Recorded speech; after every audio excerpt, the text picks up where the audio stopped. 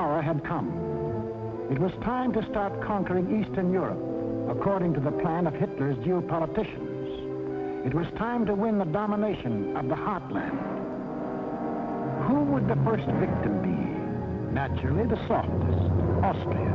Bite off just enough not to set the world against you. On March the 12th, 1938, without warning, the German armies marched over the Austrian border. It was really only a full-scale invasion test, and Hitler rode in triumph into Vienna.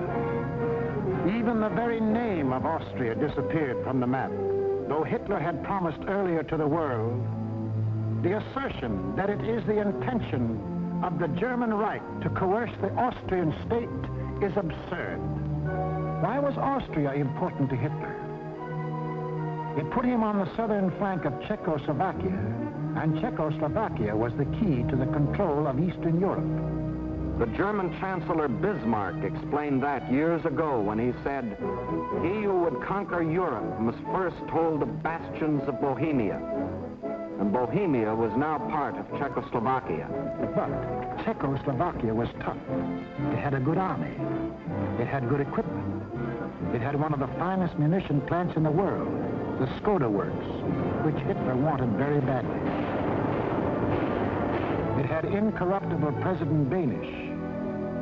It had a military alliance with France, and France had a military alliance with Britain. Hitler had to move carefully, find excuses to take Czechoslovakia one piece at a time. He found his excuse in the Sudetenland, a portion of Czechoslovakia bordering Germany. Here lived some people of German origin, although they had never been a part of Germany itself. That was Hitler's cue. Completely ignoring the fact that most people who left Germany had done so to get away from things like Hitler, he sprang his pet theory that every person of German blood, no matter where he lived, belonged to the Nazi Reich.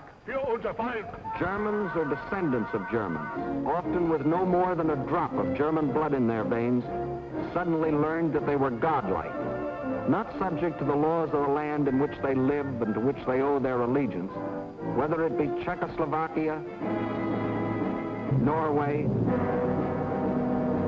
Sweden, China, the United States, or Timbuktu. According to the Nazis, the German was a special creature who remained forever German, to the 6th and 7th generation, and must take his orders from Berlin. Some people we know of German descent think this is a lot of hogwash.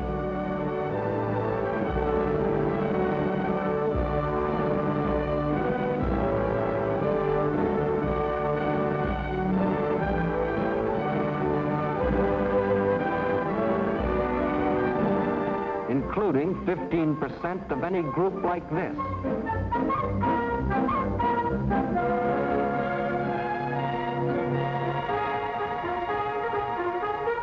But in the Sudetenland, he found some stooges who fell for this bunk.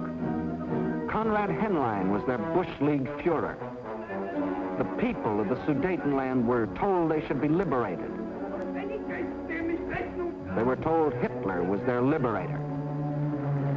The Nazis smuggled over their standard softening up equipment, blackjacks. And when the Czechs were beaten up trying to combat his fifth columnists, Hitler screamed the Germans were being persecuted and threatened war unless he got the Sudetenland.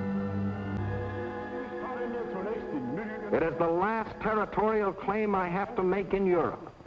I have assured Mr. Chamberlain, and I repeat it here, that when this problem is solved, there is for Germany no further territorial problem in Europe. We want no Czech.